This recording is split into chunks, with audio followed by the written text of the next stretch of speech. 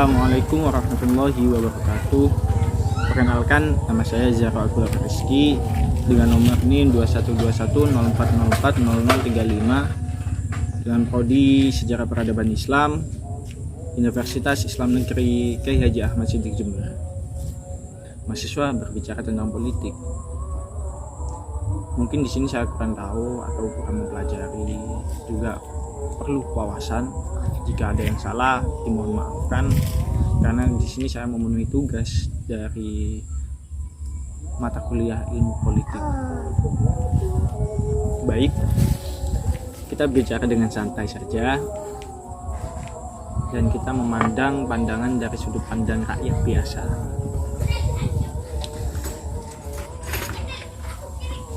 Pemilu ataupun pilpres akan terlaksanakan besar-besaran pada tahun 2024. Mungkin kita akan semarak dan kita akan mendukung pasangan calon yang telah kita dukung.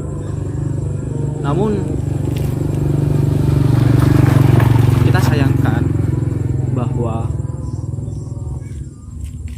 sayangkan dan kita harus menyadari bahwa praktek money is power masih tetap berlanjut. Bukannya apa? Indonesia ini negara malu-malu kucing. Betul. Karena masih ada praktek money is power itu, uang adalah kekuatan. Kita mendeklarasikan bahwa negara Indonesia adalah negara yang kapitalis dan liberal.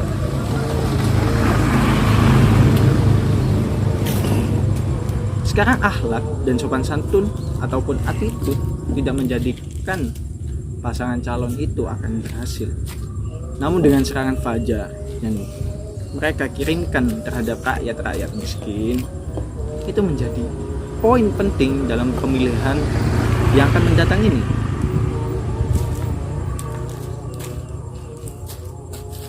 Bagaimana tidak? Namanya orang membutuhkan uang.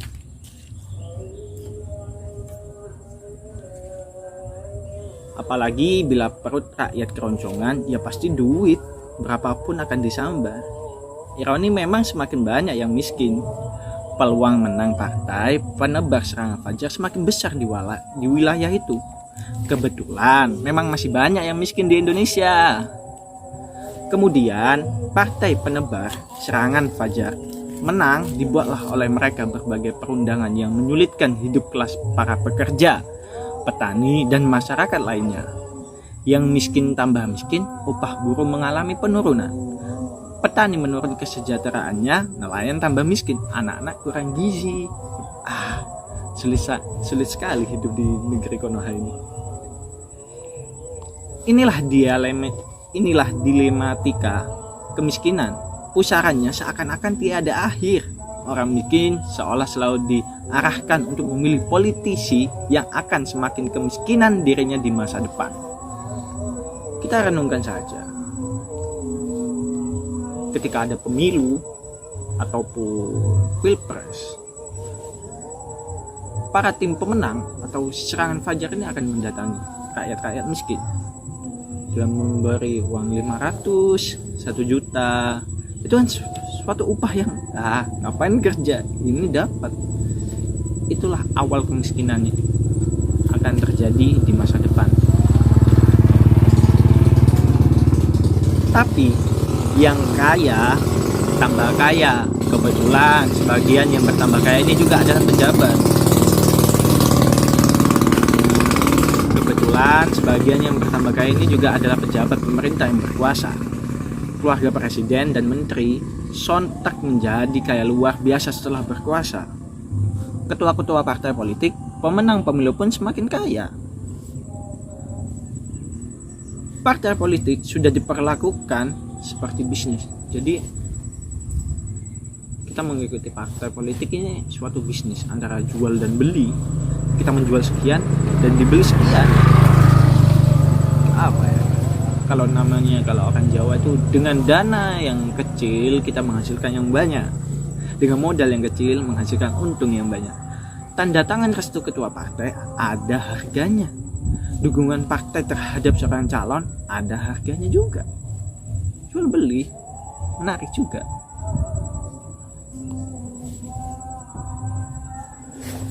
Inilah politik uang di tingkatan elit, dan harganya politik uang di tingkat elit sangat mahal. Bisa dari ratusan juta rupiah di tingkat kota kabupaten hingga ratusan miliar di tingkat nasional. Ketua-ketua partai politik mendadak menjadi orang-orang yang kaya, dan juga orang yang semakin kaya. Mereka tidak pernah mencalonkan diri sebagai capres, tetapi selalu mendagangkan partainya untuk mendukung capres yang dibiayai orang-orang kaya.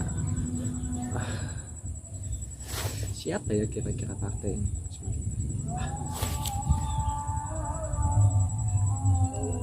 Bukan mendukung ketua umumnya sebagai calon presiden, partai tersebut memberikan tiket untuk capres orang luar partainya yang merupakan boneka orang-orang kaya.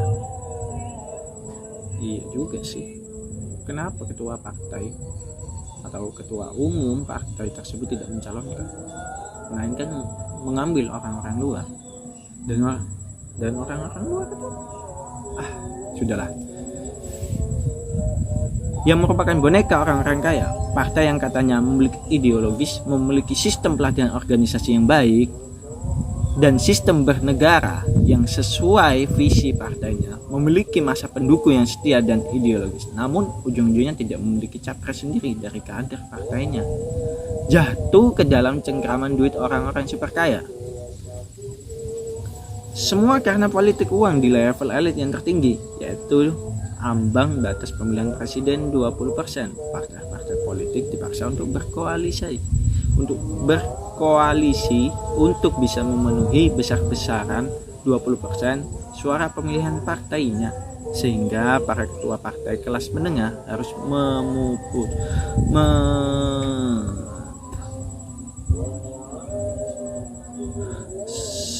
memupuskan harapan dan hak ketua presiden dengan memajukan partainya sendiri.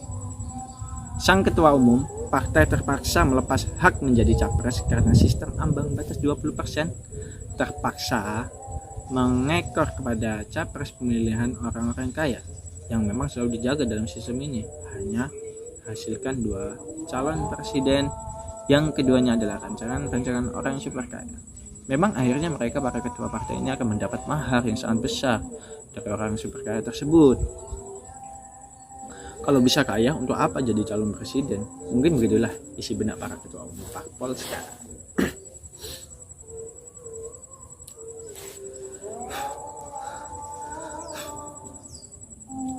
Lalu buat apa ada partai kalau hanya melahirkan ketua umum pedagang politik? Bubarkan saja partai politik dan dirikan firma dagang, mendagangkan suara rakyat untuk mahar orang kaya. Negara ini hanya milik orang kaya. Mungkin begitulah kesimpulan si Pandir.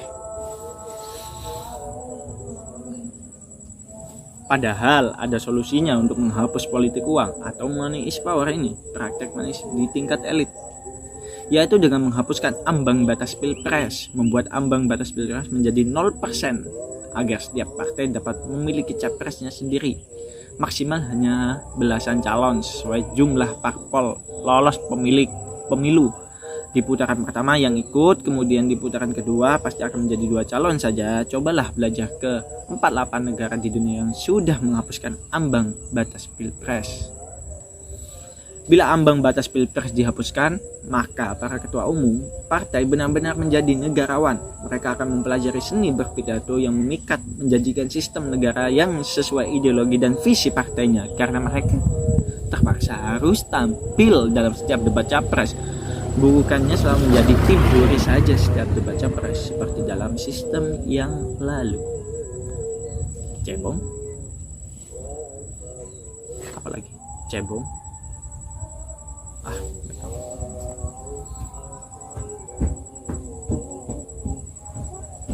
Dalam sistem yang baru ini, para ketua umum yang berkarakter pedagang politik, tidak bermental capres, pun akan tersingkir secara alamiah, sehingga lambat laun politik uang di kalangan elit tidak akan berlaku lagi.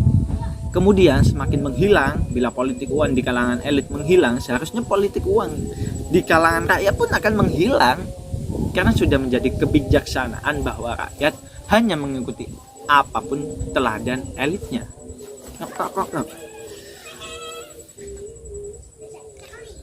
Elit politik rakus mendagangkan suara rakyat untuk duit orang kaya, maka rakyat pun ingin kecipratan hasil politik uang tersebut sereceh apapun.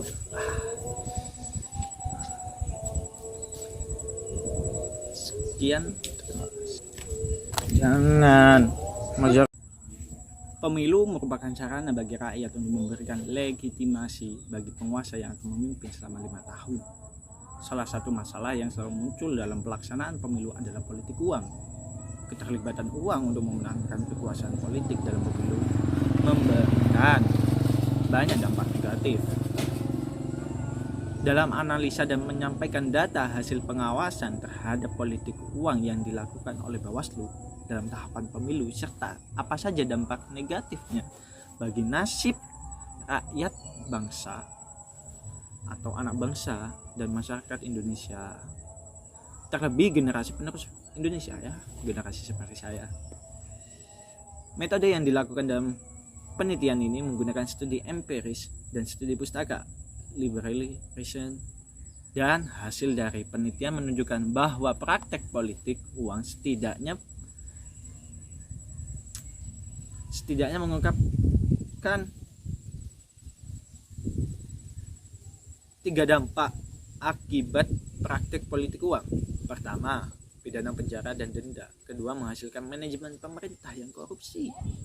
Dan ketiga, politik uang dapat merusak paradigma bangsa. Dalam kesimpulan penelitian ini bahwa fenomena praktik politik uang sangat berpengaruh dampak negatif terhadap nasib bangsa kita sendiri.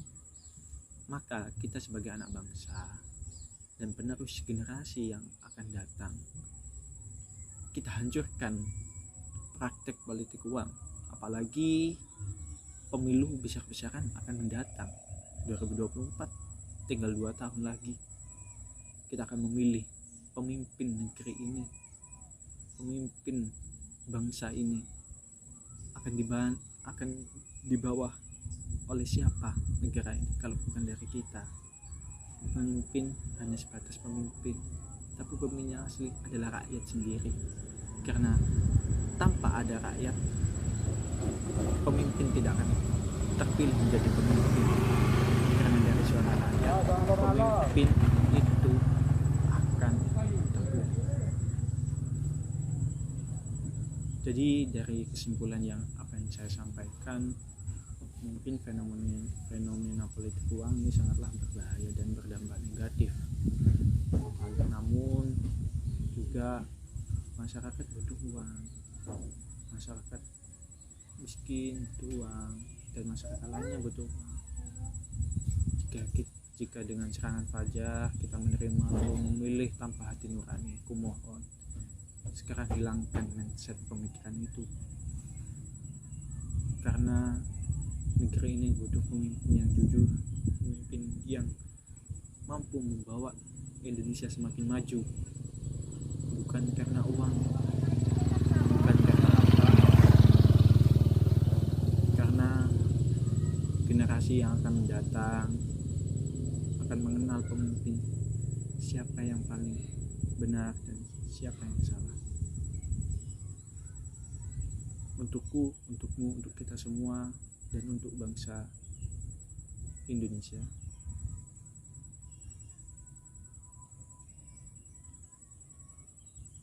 kumohon pemilu yang akan mendatang, pilihlah secara hati nurani, bukan karena uang ataupun karena apa.